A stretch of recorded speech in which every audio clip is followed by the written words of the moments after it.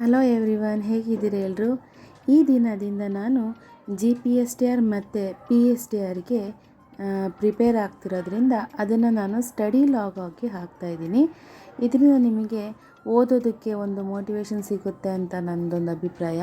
ಯಾರೆಲ್ಲ ನನ್ನ ಚಾನಲನ್ನು ನೋಡ್ತಾ ಇದ್ದೀರಾ ಅವರಿಗೆ ಇದು ಅನುಕೂಲ ಆಗುತ್ತೆ. ಹಾಗೆಯೇ ಮುಂದೆ ಇದರಲ್ಲಿ ಸ್ಟಡಿ ಲಾಗ್ಸ್ನ ನಾನು ಹಾಕ್ತಾ ಹೋಗ್ತೀನಿ. ಅಂದರೆ ಎಕ್ಸಾಮಿಗೆ ಯಾವ ರೀತಿ ನಾನು ಪ್ರಿಪೇರ್ ಆಗ್ತಾಯಿದ್ದೀನಿ, ಏನಾದರೂ ನಿಮಗೆ ಇದರಿಂದ ಹೆಲ್ಪ್ ಆಗ್ಬೋದು ಅಂತ. ಸೊ ಡೈಲಿ ನಾನು ಯಾವ ರೀತಿ ಪ್ಲ್ಯಾನ್ ಮಾಡ್ಕೊಳ್ತೀನಿ, ಹೇಗೆ ಓದ್ತೀನಿ, ಎಷ್ಟೊಂದು ಸಬ್ಜೆಕ್ಟ್ಗಳಿದ್ದಾವೆ, ಅದನ್ನು ಯಾವ ರೀತಿ ನಾನು ಪ್ಲ್ಯಾನಿಂಗ್ ಮಾಡ್ಕೊಂಡಿದ್ದೀನಿ ಅಂತ ನಿಮ್ಮ ಜೊತೆ ಶೇರ್ ಮಾಡ್ಕೊಳ್ತಾ ಹೋಗ್ತೀನಿ. ಹಾಗೆಯೇ ನಿಮಗೇನಾದರೂ ಇದ್ರ ಮಾಹಿತಿ ಬೇಕಂದರೆ ನೀವು ಕಮೆಂಟ್ ಮಾಡೋದ್ರ ಮೂಲಕ ತಿಳ್ಕೊಬೋದು, ನಾನು ಅದಕ್ಕೆ ರಿಪ್ಲೈ ಮಾಡ್ತೀನಿ. ಹಾಗೆಯೇ ಮತ್ತು ಯಾವುದಾದ್ರದ್ದು ನೋಟ್ಸದು ಫೋಟೋ ಈ ಥರ ಎಲ್ಲ ನಾನು ಟೆಲಿಗ್ರಾಮ್ ಮೂಲಕ ಶೇರ್ ಮಾಡ್ತೀನಿ. ನೀವು ನನ್ನ ಟೆಲಿಗ್ರಾಮ್ ಲಿಂಕನ್ನು ಜಾಯಿನ್ ಆದರೆ ನಿಮಗೆ ಅದ್ರ ಬಗ್ಗೆ ಮಾಹಿತಿ ಸಿಗುತ್ತೆ. ಯೂಟ್ಯೂಬಲ್ಲಾಗಿರ್ಬೋದು ನಾನು ಯಾವ ವೀಡಿಯೋಸ್ ನೋಡ್ತೀನಿ ಅಂತ ನೋಡಿ. ಈಗ ನಾನಲ್ಲಿ ಟೈಮ್ ಟೇಬಲ್ ಮಾಡ್ಕೊಂಡಿದ್ದೀನಿ. ವಿಡಿಯೋದಲ್ಲಿ ಸರಿಯಾಗಿ ಕಾಣಿಸ್ತಾ ಇಲ್ಲ, ಸೊ ನಾನು ಕ್ಲಿಯರಾಗಿ ನಿಮಗೆ ಬೇಕಂದರೆ ಇದು ಫೋಟೋನ ಹಾಕಿರ್ತೀನಿ. ಆ ಟೈಮ್ ಟೇಬಲ್ ಏನಿದೆಯಪ್ಪ ಅಂದರೆ, ಇವತ್ತು ನಾನು PSTR ಮತ್ತು GPT ಎರಡಕ್ಕೂ ಓದ್ತಾ ಇರೋದ್ರಿಂದ ಯಾವ ರೀತಿ ಓದಬೇಕು, ಅದಕ್ಕೆ ಒಂದು ಟೈಮ್ ಟೇಬಲ್ ಇಲ್ಲ ಅಂದರೆ ನಾವು ಓದೋದಕ್ಕಾಗಲ್ಲ ಅಲ್ವಾ. ಅದಕ್ಕೆ ನಾನೇನು ಮಾಡ್ತೀನಿ, ಡೈಲಿ ಸಬ್ಜೆಕ್ಟ್ಗಳು, ಈಗ ಸೋಷಲು ಓದಬೇಕು, ನಾನು ಸೈನ್ಸು ಓದಬೇಕು, ಮ್ಯಾಥ್ಸು ಓದ್ಕೋಬೇಕು ಅಲ್ವಾ. ಅದರಿಂದ ಒಂದು ಟೈಮ್ ಟೇಬಲ್ ಇರಲೇಬೇಕು. ಅದಕ್ಕೆ ನೋಡಿ, ಇಲ್ಲಿ ಮೊದಲಿಗೆ ನಾನು ದಿನದ ಪ್ರಾರಂಭ ಮ್ಯೂಸಿಕ್ಕಿಂದ ಮಾಡ್ತೀನಿ. ನಾನು ಆ್ಯಕ್ಚುಲಿ ಮ್ಯೂಸಿಕ್ ಕಲಿತಾ ಇದ್ದೀನಿ, ಜೊತೆಗೆ ಟೀಚ್ ಮಾಡ್ತಾಯಿದ್ದೀನಿ. ಸೊ ಅದಕ್ಕೆ ಸ್ವಲ್ಪ ನಂದು ಪ್ರಿಪ್ರೇಷನ್ ಇರುತ್ತೆ. ಅದನ್ನು ಮಾಡ್ಕೊಂಡು ನಂತರ ಫಸ್ಟ್ ನಾನು ಸೋಷಲ್ ಓದ್ತೀನಿ. ಸೋಷಲ್ ಆದಮೇಲೆ ಸೋಷಲ್ ಕ್ವಶನ್ ಬ್ಯಾಂಕ್ ಓದ್ತೀನಿ. ಅದಾದ ನಂತರ ಫಸ್ಟ್ ವೀಕಲ್ಲಿ ಕನ್ನಡ ಮತ್ತು ಮೆಂಟಲ್ ಎಬಿಲಿಟಿ, ಆಮೇಲೆ ಹಾಗೆಯೇ ಸೈನ್ಸು ಮತ್ತು ಮ್ಯಾಥ್ಸ್, ಇಷ್ಟು ನನ್ನ 1 ವೀಕಲ್ಲಿ ಸಬ್ಜೆಕ್ಟ್ ಇಷ್ಟು ಓದಬೇಕು. ಮತ್ತು ಸೆಕೆಂಡ್ ವೀಕಲ್ಲಿ ಸೋಷಲ್ ಇರುತ್ತೆ, ಹಾಗೆಯೇ ಕ್ವಶನ್ ಬ್ಯಾಂಕ್ ಇರುತ್ತೆ. ಅದ್ರ ಜೊತೆಗೆ ಕನ್ನಡ ಮೆಂಟಲ್ ಎಬಿಲಿಟಿ ಬಿಟ್ಟು ನೆಕ್ಸ್ಟ್ ವೀಕ್ ನಾನು ಸೈಕಾಲಜಿ ಕಂಪ್ಯೂಟರ್ ಓದ್ತೀನಿ.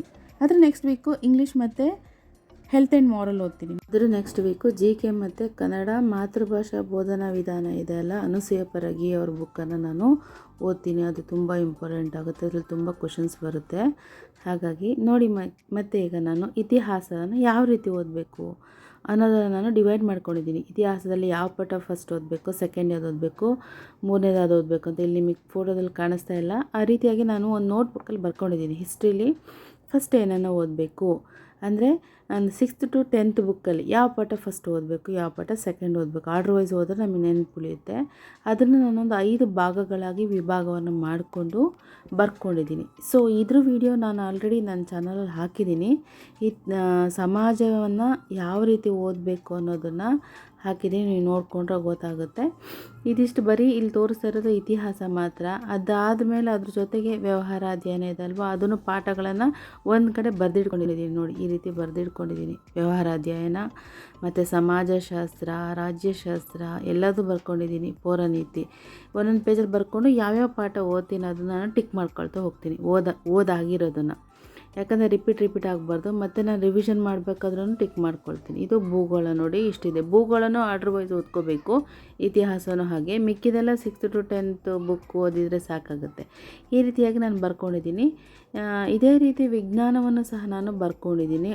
ಅರ್ಧ ಬರೆದಿದ್ದೀನಿ, ಇನ್ನು ಬರೀಬೇಕು. ಅದು ಇವಾಗ ಸ್ಟಾರ್ಟ್ ಮಾಡಿದ್ದೀನಿ. ಹಾಗೆ ನೋಡಿ, ಇಲ್ಲಿ ನಾನು ಮೆಂಟಲ್ ಎಬಿಲಿಟಿಗೆ ಒಂದು ನೋಟ್ಸನ್ನು ಮಾಡ್ಕೊಂಡಿದ್ದೀನಿ. ಮತ್ತು ಈಗ ಅದಿರಲಿ, ಈಗ ಸೋಷಲ್ಲು ಯಾವ ರೀತಿ ನಾನು ಕೀ ಪಾಯಿಂಟ್ಸ್ ಮಾಡ್ತೀನಿ, ಅದು ಕೀ ಪಾಯಿಂಟ್ಸ್ ಅನ್ನೋದಕ್ಕಿಂತ ನೋಟ್ಸ್ ಯಾವ ರೀತಿ ಮಾಡ್ತೀನಿ ಅಂತ ತೋರಿಸ್ತೀನಿ.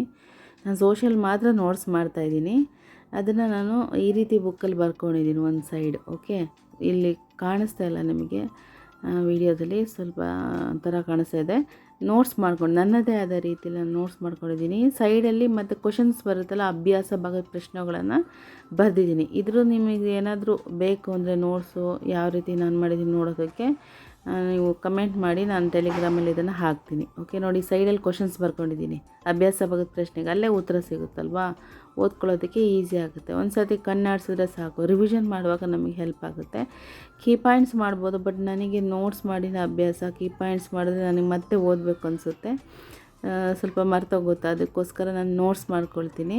ಸೋಷಲ್ ಮಾತ್ರ ನಾನು ನೋಟ್ಸ್ ಮಾಡ್ತಾಯಿದ್ದೀನಿ, ಯಾಕಂದರೆ ತುಂಬ ರೈಟಿಂಗ್ ಆಗುತ್ತೆ ಅಂತ. ನೋಡಿ, ಇಲ್ಲಿ ಇತಿಹಾಸವನ್ನು ಯಾವ ರೀತಿ ನಾನು ಬರ್ಕೊಂಡಿದ್ದೀನಿ ಆರ್ಡ್ರ್ ವೈಸ್, ಅದೇ ರೀತಿ ನಾನಿಲ್ಲಿ ನೋಟ್ಸ್ ಮಾಡ್ತಾಯಿದ್ದೀನಿ. ಮೊದಲಿಗೆ 6ನೇ ಪಾಠ, ಅದಾದಮೇಲೆ 8ನೇ ಕ್ಲಾಸಿಂದ ಆಧಾರಗಳು, 6th 8th ಸ್ವಲ್ಪ ಕಾಮನ್ ಇದೆಯಲ್ಲ, ಅದನ್ನು ನಾನು ಮಾಡ್ತಾ ಹೋಗ್ತಾಯಿದ್ದೀನಿ.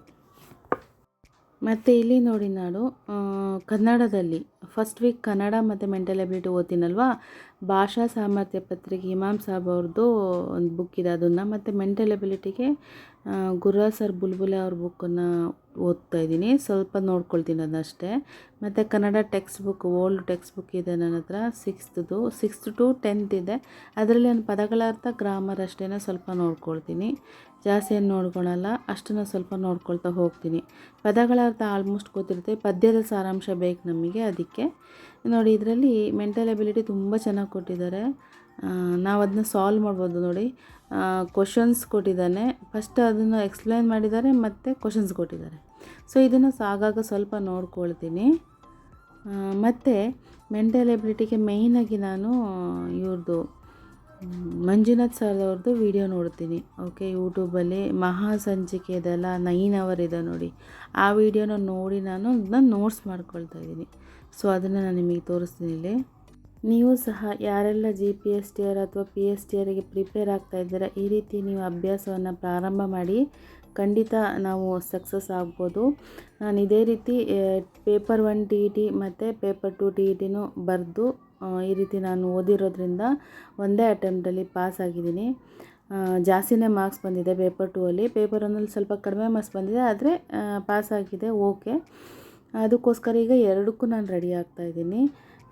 ಸೈನ್ಸ್ ತುಂಬ ಗಮನ ಕೊಡ್ತಾಯಿದ್ದೀನಿ. ಮ್ಯಾಥ್ಸಿಗೆ ನಾನು ಯೂಟ್ಯೂಬಲ್ಲಿ ಬೇರೆ ಒಂದು ಚಾನಲ್ ನೋಡ್ತಾಯಿದ್ದೀನಿ, ಮ್ಯಾಥ್ಸ್ ಮಾತ್ರ ಅಭ್ಯಾಸ ಭಾಗ. ನೋಡಿ ಇಲ್ಲಿ ಮೆಂಟಲ್ ಎಬಿಲಿಟಿ ಮಂಜುನಾಥ್ ಸರ್ದಿದೆ ಅಲ್ವಾ, ಅವ್ರು ತುಂಬ ಚೆನ್ನಾಗಿ ಮಾಡಿದ್ದಾರೆ, ಅದು ತುಂಬ ಚೆನ್ನಾಗಿ ಅರ್ಥ ಆಗುತ್ತೆ ನನಗೆ. ಸೊ ಅದನ್ನು ವೀಡಿಯೋ ನೋಡಿ ಪಾಸ್ ಮಾಡಿ ನಾನು ಅದನ್ನು ಬರ್ಕೊಳ್ತೀನಿ. ಎಲ್ಲ ಕ್ವಶನ್ಸ್ ಬರ್ಕೊಳ್ಳಲ್ಲ, ಒಂದೇ ಥರ ಆಗಿರೋದು ಒಂದು 3-4 ಕ್ವಶನ್ಸ್ನ ಬರ್ಕೊಳ್ತೀನಿ. ಮತ್ತು ನಾನೇ ಸ್ವಲ್ಪ ಇದರಲ್ಲಿ ಮೆಂಟಲ್ ಎಬಿಲಿಟಿ ಬುಕ್ಕಲ್ಲಿ ಅದನ್ನ ಇದೆ ಅಲ್ವಾ, ಅದಕ್ಕೆ ನೋಡ್ಕೊಂಬಿಟ್ಟು ಅದನ್ನು ನಾನು ಸಾಲ್ವ್ ಮಾಡ್ತಾ ಹೋಗ್ತೀನಿ. ಆವಾಗ ಅದು ನಂಗೆ ತಲೆಗೆ ಚೆನ್ನಾಗಿ ಹೋಗುತ್ತೆ. ನೋಡಿ ಈಗ ನಾನೊಂದು ತೊಗೊಂಡಿದ್ದೀನಿ ಈ ಬುಕ್ಕಲ್ಲಿ, ನೋಡಿ ಅವ್ರ ವೀಡಿಯೋದು ಏನೇನಿದೆ ಅದನ್ನೆಲ್ಲ ಬರ್ಕೊಳ್ತಾ ಇದ್ದೀನಿ, ನೀಟಾಗಿ ಬರ್ಕೊಂಡಿದ್ದೀನಿ ನೋಡಿ. ನೀವು ಸಹ ಈ ರೀತಿ ನೋಟ್ಸ್ ಮಾಡಿದ್ರೆ ಒಳ್ಳೆಯದು. ನಾನು ಎಲ್ಲದಕ್ಕೂ ನೋಟ್ಸ್ ಮಾಡಲ್ಲ, ಮೇಯ್ನಾಗಿ ಸೋಷಲಿಗೆ ನೋಟ್ಸ್ ಮಾಡ್ತೀನಿ. ಕಾರಣ ಏನಪ್ಪ ಅಂದರೆ GPSTRಲ್ಲಿ ನಾವು ವಿವರಣಾತ್ಮಕ ಉತ್ತರವನ್ನು ಬರೀಬೇಕು ಅಲ್ವಾ, ಅದಕ್ಕೆ ನಾನು ಸೋಷಲ್ನ ನೋಟ್ಸ್ ಮಾಡ್ತೀನಿ. ಸ್ವಲ್ಪ ರೈಟಿಂಗ್ ಇಂಪ್ರೂವ್ ಆಗುತ್ತೆ, ಫಾಸ್ಟ್ ಆಗುತ್ತೆ ಅನ್ನೋದಕ್ಕೋಸ್ಕರ. ಮತ್ತು ನಾನು PSTRಗೆ ರೈಟಿಂಗ್ ಏನು ಮಾಡ್ತಾಯಿಲ್ಲ, ಯಾಕೆಂದರೆ ಎಲ್ಲ ಹೇಳ್ತಿರೋ ಪ್ರಕಾರ ಟಿಕ್ಕಿಂಗ್ ಬರುತ್ತೆ ಅಂತ ಅಂತಿದ್ದಾರೆ. ಸೊ ಟಿಕ್ಕಿಂಗ್ ಆದರೆ ನಾವು ಜಾಸ್ತಿ ಓದಿ ನೆನ್ಪಿಡ್ಕೋಬೇಕು, ಬರೆದು ಟೈಮ್ ವೇಸ್ಟ್ ಆಗುತ್ತೆ ಅನ್ನೋದು ನಂದು. ಕೆಲವೊಬ್ಬರಿಗೆ ಬರೆದ್ರೆ ನೆನಪಿರುತ್ತೆ, ಅದು ಅವ್ರವ್ರಿಗೆ ಬಿಟ್ಟಿದ್ದು. ಈಗ ನನಗೆ ಯಾವ ರೀತಿ ಅನುಕೂಲ ನಾನು ಆ ಥರ ಮಾಡ್ತಾಯಿದ್ದೀನಿ. ನೀವು ಸಹ ನಿಮಗೇನಾದರೂ ಬರೆದ್ರೆ ನೆನ್ಪಿಡಿಯುತ್ತೆ ಅಂದರೆ ಬರೀರಿ, ಆದರೆ ಬರೆಯುವಾಗ ತುಂಬ ಟೈಮ್ ಹೋಗುತ್ತೆ ಅಂತ ನಂದು. ಯಾಕಂದರೆ ನಮಗೆ ಮನೆ ಕೆಲಸಗಳಿರುತ್ತೆ, ಮನೆ ಕೆಲಸ ಎಲ್ಲ ಮಾಡಿಕೊಂಡು ನಾವು ಓದೋಕ್ಕೆ ಕೂತ್ಕೊಳ್ಳೋದು ಅಲ್ವಾ, ಆವಾಗ ನಾವು ಬರೆಯೋದಕ್ಕೆ ಟೈಮ್ ಕೊಟ್ಟರೆ ಜಾಸ್ತಿ ಓದೋದಕ್ಕಾಗಲ್ಲ ಅನ್ನೋದು ನನ್ನದೊಂದು ಅಭಿಪ್ರಾಯ. ಬರೆದ್ರೆ ತುಂಬ ಒಳ್ಳೆಯದು. ಆ್ಯಕ್ಚುಲಿ ನನಗೆ ಬರೆದ್ರೆ ತುಂಬ ಚೆನ್ನಾಗಿ ನೆನ್ಪಿಡಿಯುತ್ತೆ, ಟೈಮ್ ಸಾಕಾಗಲ್ಲ ಅನ್ನೋದಕ್ಕೋಸ್ಕರ ನಾನು ಅಂಡರ್ಲೈನ್ ಮಾಡಿಕೊಂಡು ಹೈಲೈಟ್ ಮಾಡಿಕೊಂಡು ಅದನ್ನು ನೆನಪಿಟ್ಕೊಳ್ತೀನಿ. ಅದನ್ನು ನಾನು ಯಾವ ಥರ ಓದ್ತೀನಿ ಅನ್ನೋದು ನಿಮಗೇನಾದರೂ ಬೇಕಾದರೆ ನೀವು ನನಗೆ ಕಮೆಂಟ್ ಮಾಡೋದ್ರ ಮೂಲಕ ತಿಳಿಸಿ, ನಾನು ನೆಕ್ಸ್ಟು ಅದನ್ನು ವೀಡಿಯೋ ಮಾಡಿ ಹಾಕ್ತೀನಿ. ಇವತ್ತಿಗೆ ಇಷ್ಟೇ ಇವತ್ತಿನ ವೀಡಿಯೋ. ಸಿಗೋಣ ಹಾಗಿದ್ರೆ ಮುಂದಿನ ಒಂದು ವೀಡಿಯೋದಲ್ಲಿ.